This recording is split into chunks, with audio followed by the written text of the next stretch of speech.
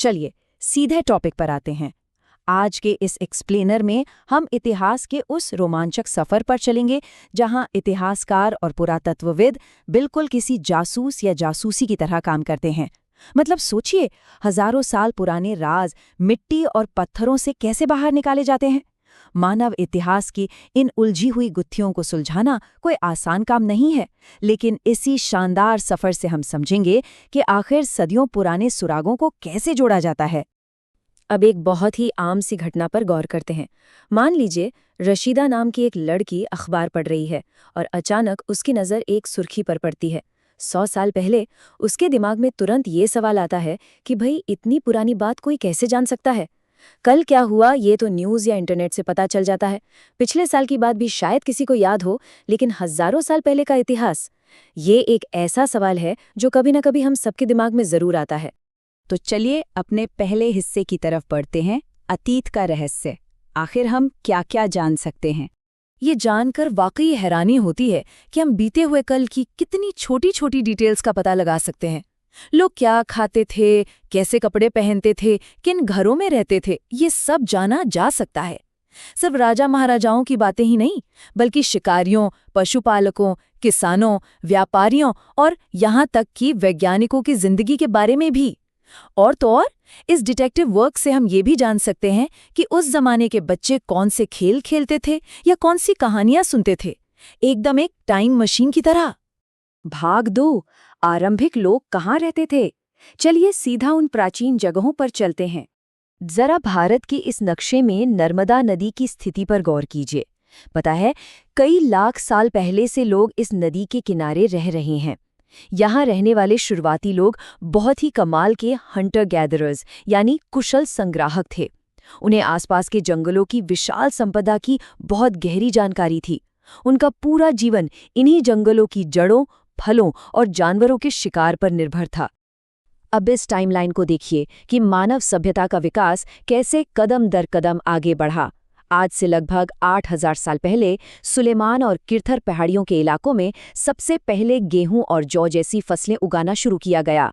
फिर करीब 4700 साल पहले सिंधु नदी के किनारे हमारे सबसे शुरुआती शहर फले फूले, और उसके बाद लगभग 2500 साल पहले गंगा नदी के इलाकों में बड़े शहरों का विकास हुआ और मगध जैसा विशाल शक्तिशाली राज्य उभरकर सामने आया। भाग 3, देश का नामकरण। आखिर इंडिया और भारत नाम आए कहाँ से? ये बड़ा दिलचस्प है। ये जो शब्द है ना इंडिया, ये असल में इंडस से निकला है, जिसे हम संस्कृत में सिंधु कहते हैं। करीब 2500 साल पहले जब ईरानी और यूनानी लोग उत्तर पश्चिम से आए तो उन्होंने इस सिंधु नदी को हिंदोस या इंडोस कहा और इसी नदी के पूर्व में जो जमीन थी उसे इंडिया नाम दे दिया। दूसरी तरफ भारत नाम का इस्तेमाल उत्तर पश्चिम में रहने वाले लोगों के एक खास समूह के लिए होता था, जिसका जिक्र 3500 साल पुराने ऋग्वेद में भी मिलता है। बाद में ये नाम हमारे पूरे देश के लिए इस्तेमाल होने लगा। भाग 4, अतीत के सुराग, पांडुलिपियां और अभिलेख। अब देखते हैं कि सबूत क्या क्या मिलते हैं। यहाँ 2 बहुत अलग अलग तरह के सुराग हैं। बाईं तरफ देखिए, ये हैं पांडुलिपियां, जो ताड़पत्रों या भोजपत्र जैसी नाजुक चीजों पर हाथ से लिखी जाती थीं। जाहिर है ये इतनी नाजुक थीं कि कीड़ों का आसानी से शिकार हो जाती थीं। वहीं दाईं तरफ हैं अभिलेख। ये पत्थर या लोहे जैसी कठोर और मजबूत सतहों पर उकेरे जाते थे। राजा लोग अक्सर अपने आदेश या जीत की कहानियां इन्हीं पर लिखवाते थे ताकि वो हमेशा हमेशा के लिए सुरक्षित रहें। अब ताड़पत्र पर लिखी इस 1000 साल पुरानी पांडुलिपि को ही ले लीजिए। हालांकि बहुत सी ऐसी पांडुलिपियों को कीड़े खा गए और वो नष्ट हो गई, लेकिन फिर भी मंदिरों और मठों से हमें कई ऐसी किताबें सुरक्षित मिली हैं। और यकीन मानिए, इन बचे हुए सुरागों में उस समय के धर्म, विज्ञान और राजाओं की जिंदगी का बहुत गहरा ज्ञान आज भी महफूज है। और ये देखिए, अफगानिस्तान के कंधार से मिला ये अभिलेख जो करीब 2250 साल पुराना है। इसे सीधा सम्राट अशोक ने बनवाने का आदेश दिया था। इसे इतने कठोर पत्थर पर इसलिए उकेरा गया ताकि हर आते जाते इंसान की इस पर नजर पड़े, वो इसे पढ़े और राजा के आदेशों को माने। ये पत्थर आज भी उस दौर की युद्ध की जीत और शाही ताकत का एक बहुत बड़ा सबूत है। भाग 5, पुरातत्व विज्ञान, अतीत की खोज। चलिए अब जमीन के नीचे दबे सबूतों की बात करते हैं। मिट्टी से निकलने वाले इन ठोस सबूतों को देखिए। एक तरफ ये 4700 साल पुराना बर्तन है और दूसरी तरफ 2500 साल पुराना चांदी का सिक्का। जरा सोचिए, ये रोजमर्रा के इस्तेमाल की चीजें हजारों साल तक मिट्टी में दबी रहीं और आज ये हमारे लिए इतिहास को समझने का कितना बड़ा और अहम हिस्सा बन गई हैं।